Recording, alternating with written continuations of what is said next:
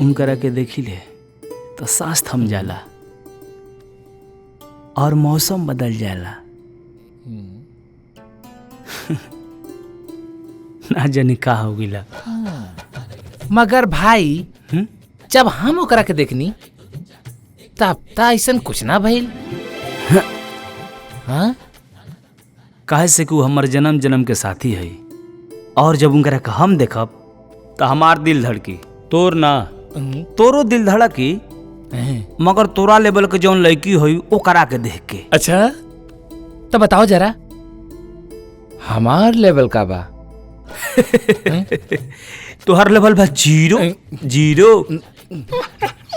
अरे मुंह कैसी हटता रे? अच्छा अब हमरा की नींद आवता। रुक, अब हम जाते। अरे सुन सुन सुन ते शुभ रात्रि। हम उनकरा बारे में कुछ बतावल चाहते हैं तो तोरा उंगली लगाता सर।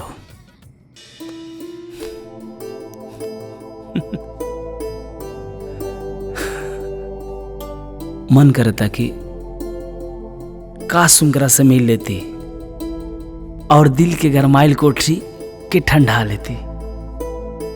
हम तोहरा से बहुत प्यार करेनी।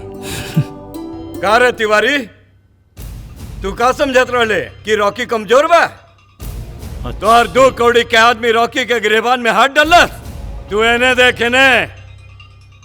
छोटा शकील नाम बा हमार, नाम में छोटा लगल जरूर बा, बाकी तोरा जैसन कितनन के छोटा कर देवेला। तमीज से बात कर, तमीज से। ते जानत हुए कैसे बतियावत हुए? एमएलए से बात करत हुए ते, बुझले? तू एमएलए होखबे, बाकी हमरा खातिर एगो मंदिर के घंटा बड़े घंटा। हम जब चाह बजा देहब तोहरा। रॉकी हमार भाई से बढ़ के बा। अगर एकरा मामले में टांग अड़ैले ना तो टांग काट देहब टांग। और तू बोल दिए पालतू कुत्ता के कि शकील आयल रहल। कहीं लौकत नहीं खे? कौना बिल्ली में छुपल बा? चल रॉकी।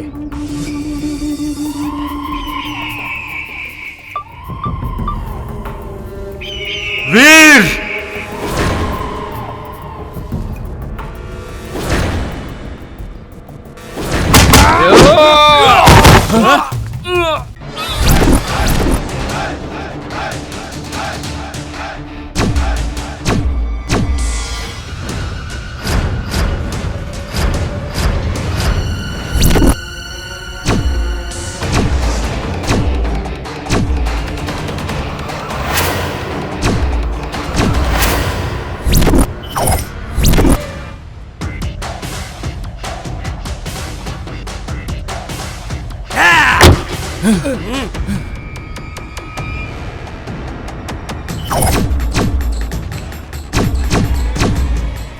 मान गई नहीं हम।